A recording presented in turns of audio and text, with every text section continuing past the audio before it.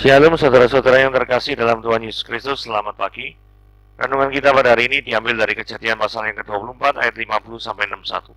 Judul renungan kita pada hari ini adalah utusan yang terpercaya. Utusan adalah seorang yang disuruh untuk menyampaikan sesuatu atau mengerjakan sesuatu tugas. Dia bertindak mewakili serta demi kepentingan sang pengutus.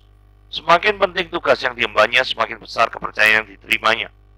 Hamba Abraham termasuk utusan yang sangat dipercaya tuannya. Dia ditugaskan mencari istri bagi Ishak, anak yang dimiliki Abraham di masa tuanya sebagai penggenapan janji Allah. Sang calon istri haruslah seorang yang percaya kepada Allah, yakni dari kaum keluarga Abraham, dan dia harus bersedia ikut dengan sang hamba ke negeri Kanaan. Sang hamba pun berangkat dari Kanaan menuju Aram Mesopotamia.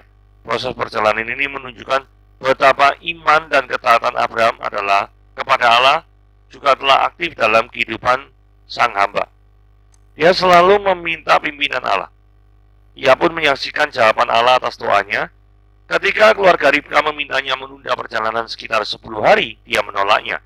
Dia menyadari bahwa Tuhan selalu membuatnya berhasil. Maka dia ingin segera menyampaikan hasil yang baik itu kepada tuannya. Dia tidak mengutamakan kenyamanannya atau bersikap remeh dengan tugasnya. Hamba Abraham meninggalkan teladan tentang sikap terpercaya seorang utusan.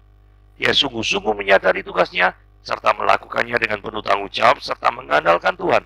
Sikap seperti inilah yang hendaknya kita miliki ketika dipercaya untuk mengerjakan sesuatu. Dan di atas semuanya kita juga harus ingat bahwa kita adalah utusan Kristus di muka bumi ini untuk menyampaikan berita kasih-Nya kepada dunia.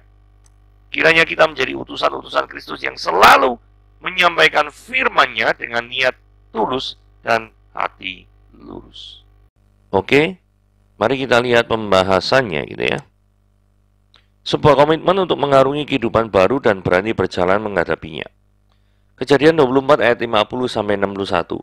Lalu Laban dan Betuel menjawab, "Semuanya ini datang dari Tuhan, kami tidak dapat mengatakan kepadamu baiknya atau buruknya.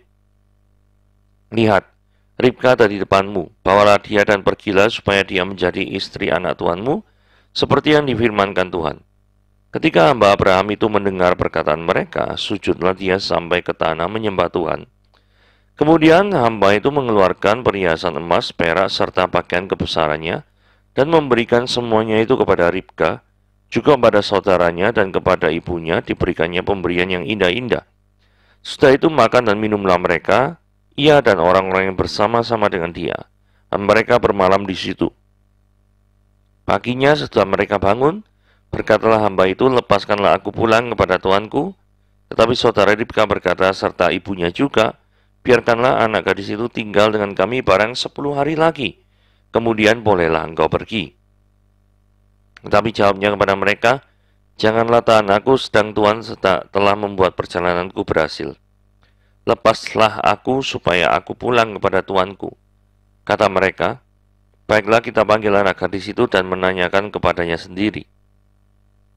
Lalu mereka memanggil Ribka dan berkata kepadanya, "Maukah engkau pergi beserta orang ini?" Jawabnya, "Mau." Maka Ribka saudara mereka itu dan inang pengasuhnya beserta hamba Abraham dan orang-orangnya dibiarkan mereka pergi. Dan mereka memberkati Ribka.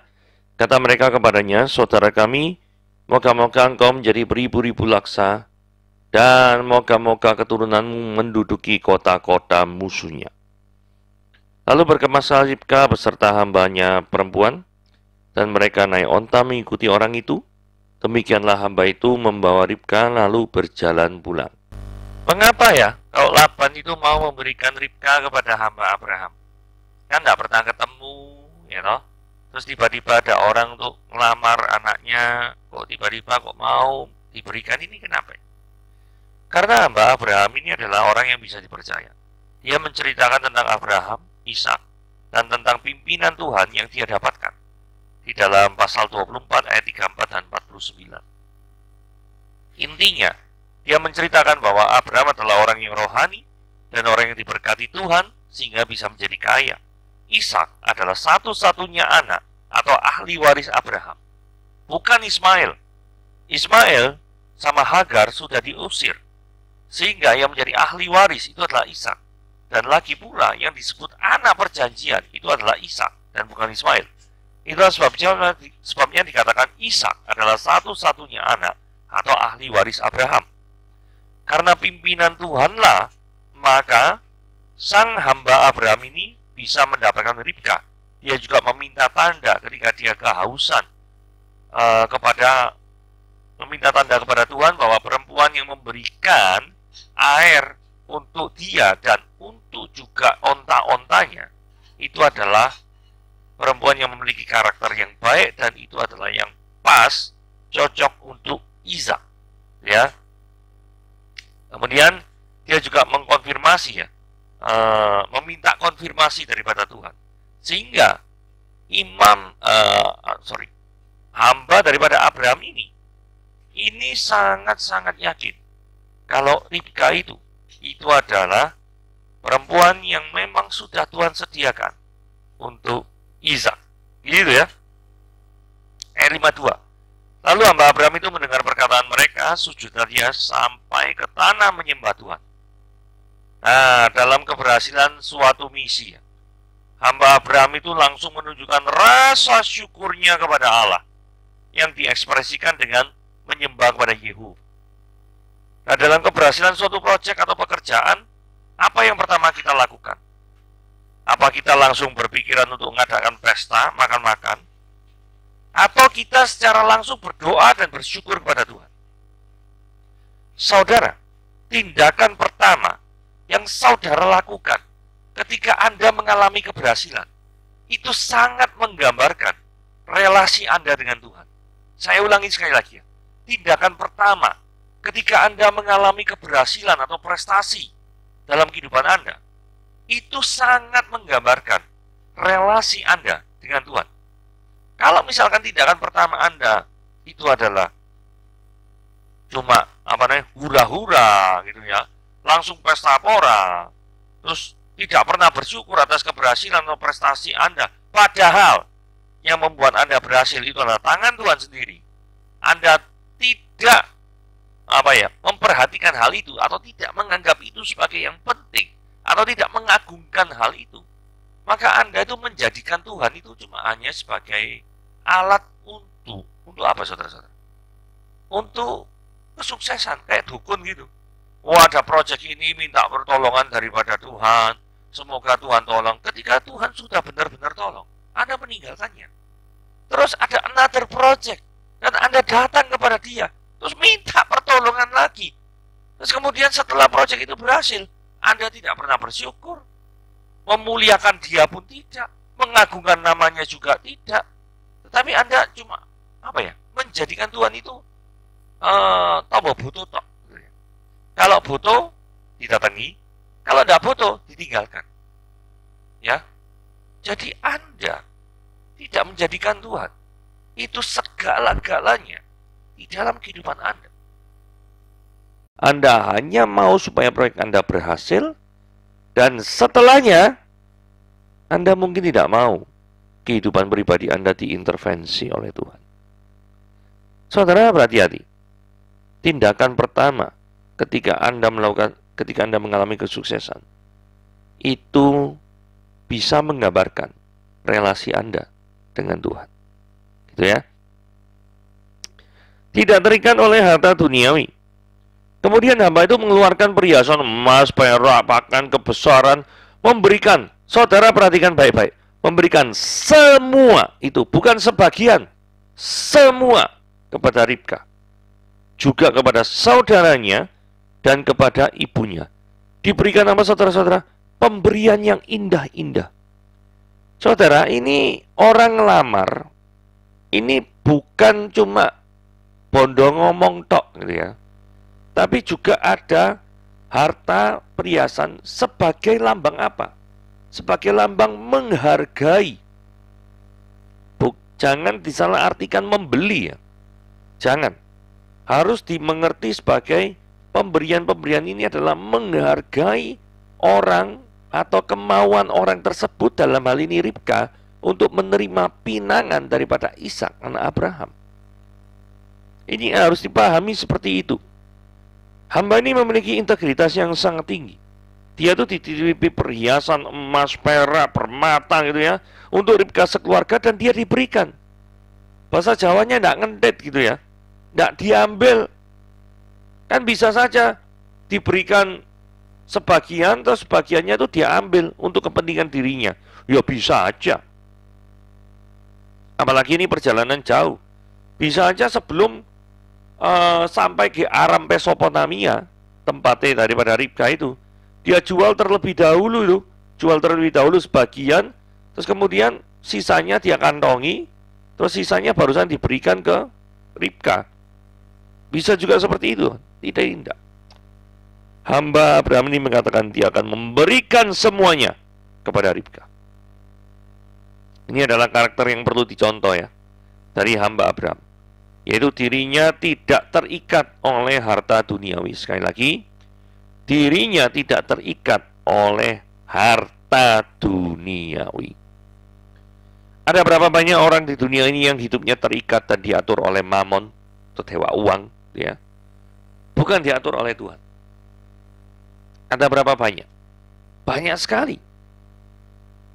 Saudara, waktu saya membuat renungan pada hari ini adalah hype pada Piala Dunia. Saudara, ada berapa banyak orang yang taruhan daripada Piala Dunia? Ada berapa banyak? Saudara, saya mau katakan melalui renungan pada hari ini, orang-orang yang taruhan dari Piala Dunia adalah semuanya adalah hamba uang. Bertobatlah terhadap hal tersebut. Nikmatilah sepak bola sebagaimana adanya. Jangan pernah melibatkan uang.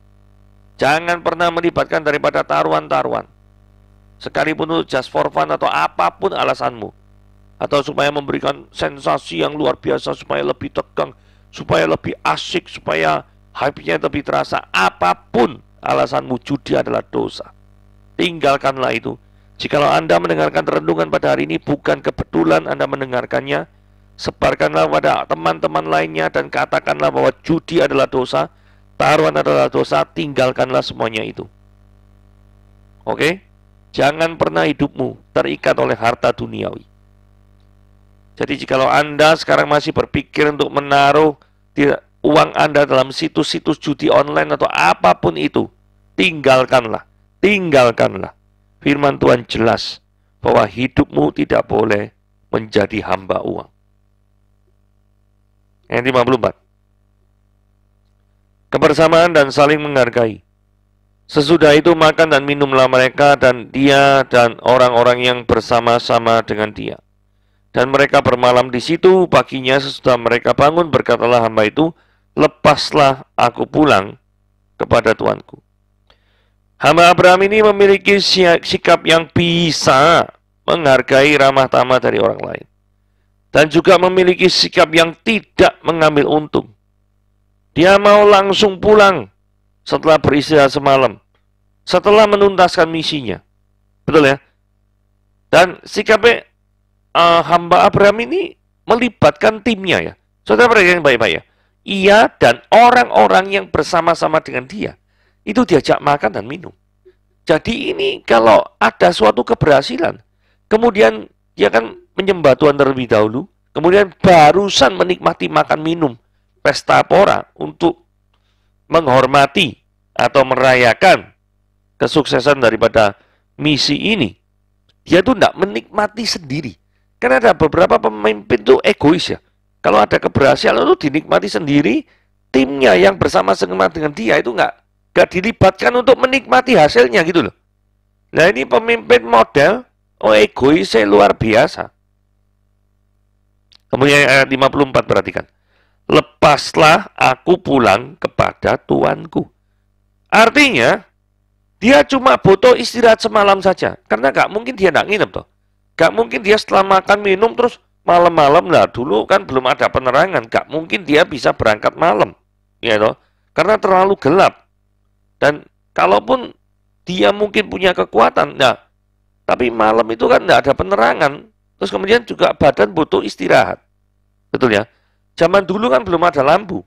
Belum ada Thomas Alva Edison, belum hidup. Tidak ada listrik. Betul ya? Nah jadi, mereka cuma butuh istirahat semalam untuk memulihkan kondisi tubuhnya dan kemudian siap ready lagi untuk pulang kembali ke tanah Kanaan. Nah ini highlight-nya adalah ada kebersamaan dan saling menghargai. Nah ayat 55, 56 ya. Tetapi saudara Ribka berkata serta ibunya juga. Ini ada ibu saudara mungkin sudah tinggal lama ya gitu ya. Sama yang namanya Ribka ini mau ingin menahan gitu ya. Biarlah anak gadis itu tinggal dengan kami. Berapa saudara-saudara? 10 hari lagi. Kemudian bolehlah engkau pergi. Rupanya keluarga dari Ribka tidak rela kehilangan Ribka. Sekalipun mereka mengetahui bahwa memang ini adalah kehendak Tuhan atas hidup Ribka, tapi mereka rasanya berat. Seringkali menghadapi kenyataan atas kehendak Tuhan yang harus terjadi. Itu adalah hal yang tersulit yang kita jalani. Saudara, ini dialami oleh Yesus Kristus ya. Tuhan Yesus pada waktu mau menjalani kehendak Tuhan, yaitu ketika dia rela disalib untuk menebus daripada dosa-dosa manusia. Dia juga mengalami pergumulan yang hebat, karena dia akan mengalami momen-momen di mana yang biasanya dia bersekutu dengan Bapa, dia akan terpisah dengan Bapa. Itu yang terjadi, dan itu yang membuat hal yang sangat berat yang harus ditanggung oleh Yesus. Maka, menjalani kehendak Tuhan itu seringkali menjadi hal yang tersulit yang kita jalani. Tapi bukan berarti kita tidak mungkin untuk menjalani. Saudara, kalau dipikir-pikir, kenapa kok kita merasa sulit? Karena kehendak kita itu bertentangan dengan kehendak Tuhan. Tugas kita itu seharusnya meluruskan kehendak kita. Atau menyesuaikan kehendak kita. Menyesuaikan kehendak kita dengan kehendak Tuhan. Bukan memaksakan kehendak kita kepada kehendak Tuhan. Bukan. Sikap hamba Abraham ini sangat tegas. Yaitu dia tetap berpegang teguh bahwa dia harus kembali ke rumah Abraham. Kembali ke rumah Abraham. Tidak perlu tunggu apa? 10 hari lagi. Ayat 56 jelas ya. Janganlah tahan aku, sedang Tuhan telah membuat perjalananku berhasil. Hamba ini menaati, misi selesai dia balik. Bukan misi selesai dia bersenang-senang 10 hari. Nah ini artinya tidak komit. Ini komit. Misinya selesai. Ribkanya kemudian sudah rela diberikan. Ya sudah kan. Bahkan ini kesannya nanti di ayat 57 ya. Ini seolah-olah rasanya tidak rela gitu ya. Saudara perhatikan baik-baik. Kata mereka, baiklah kita panggil anak gadis itu dan menanyakan kepadanya sendiri. Lah, mungkin saudara-saudaranya ini yang tidak rela. Tapi sebenarnya Ribkanya ini tidak apa-apa. Ketika sekarang berangkat. Ayat 58 ngomong gini ya. Lalu mereka memanggil Ribka dan berkata, maukah engkau pergi beserta orang ini? Jawab Ribka, mau. Mau. Jadi sebenarnya yang nahan itu, yang tidak mau bukan Ribka. Tetapi orang-orang yang ada di sekelilingnya. Nah, maka Ribka, saudara mereka itu, dan inang pengasuhnya beserta hamba Abraham, dan orang-orangnya dibiarkan mereka pergi. Akhirnya dengan jawaban konfirmasi dari Ribka tentang perjodohan ini, maka semuanya bisa clear. Kalau misalnya Tuhan tidak menghendaki Ribka itu pergi bersama dengan rombongan Abraham ini, hamba Abraham ini, maka yang terjadi adalah Tuhan akan bisa membuat Ribka untuk menolak. Ribka tidak setuju, Ribka keberatan, Ribka merasa tidak nyaman. Ribka dengan mudahnya mungkin menyetujui daripada usulan ibunya dan saudaranya untuk tinggal lebih lama lagi. Dan bisa jadi kalau tinggal lebih lama lagi, maka dia akan merasakan momen-momen yang berbeda. Dan bisa juga mengubah keputusannya yang asalnya jadi gak jadi. Bisa saja seperti itu. Tapi dalam kasus ini, Ribka sudah ternyata mantap dengan komitmennya, dengan keputusannya untuk pergi bersama dengan rombongan hamba Abraham. Ya, ayat 60 ya. Lalu mereka memberkati Ribka, lalu mereka berkata kepadanya, saudara kami, moga-moga engkau menjadi beribu-ribu laksa. Moga-moga keturunanmu menduduki kota-kota musuhnya. Nah, ini ada berkat. Ini sikap daripada keluarga Ribka juga perlu dicontoh. Mereka tuh menghormati keputusan Ribka. Mereka tidak bilang, hei, kamu sudah dibesarkan di sini. Masa kami meminta 10 hari lagi tinggal bersama-sama dengan kamu tidak mau. Oh, tidak seperti itu. Sikapnya tidak seperti itu. Mereka sangat menghormati keputusan daripada Ribka. Nah, seringkali Sebagai renungan ya, kita kurang menghargai keputusan yang di luar daripada yang kita harapkan. Saudara, orang-orang keluarganya Ribka ini pasti mengharapkan Ribka menyetujui usulan mereka supaya Ribka tinggal lebih lama, betul ya? Tapi ternyata Ribka nggak nggak memberikan apa yang mereka harapkan.